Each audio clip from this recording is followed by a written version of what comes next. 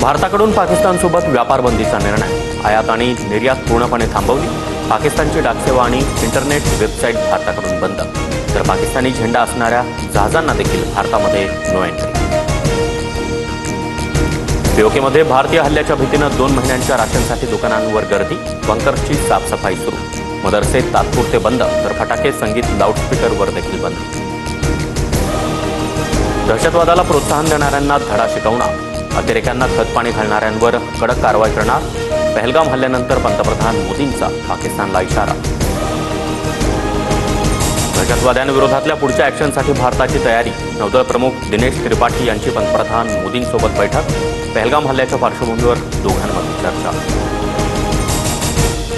पाकिस्तानी जवानाचा भारतीय हद्दीमध्ये घुसण्याचा प्रयत्न, पाकिस्तानी जवान भारतीय सैन्याच्या ताब्यात। राजस्थानच्या श्रीगंगानगर परिसरामध्ये कारवाई।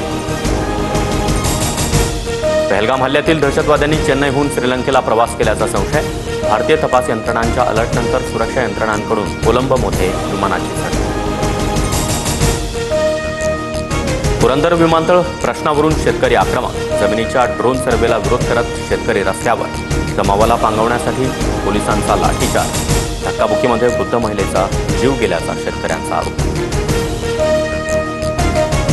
महिलेचा मृत्यू पोलीस मारहाणीमध्ये नाही, आंदोलकांकडून पोलिसांवर हल्ला करण्याचा प्रयत्न झाल्यानं स्वसंरक्षणासाठी लाठीचार्ज, पुणे ग्रामीण पोलीस अधीक्षक पंकज देशमुख यांची माहिती।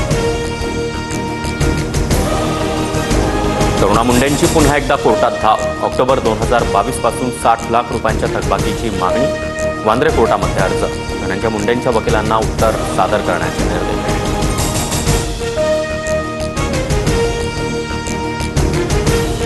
नागपूर, वर्धा, गोंदियामध्ये जोरदार अवकाळी पावसानं नागरिकांची तारांबळ, वादळी वाऱ्यासह गारांचा पाऊस। गोंदियामध्ये विद्युत खांब पडल्यानं एका बैलाचा मृत्यू, तर काही ठिकाणी छत कोसळून दुर्घटना।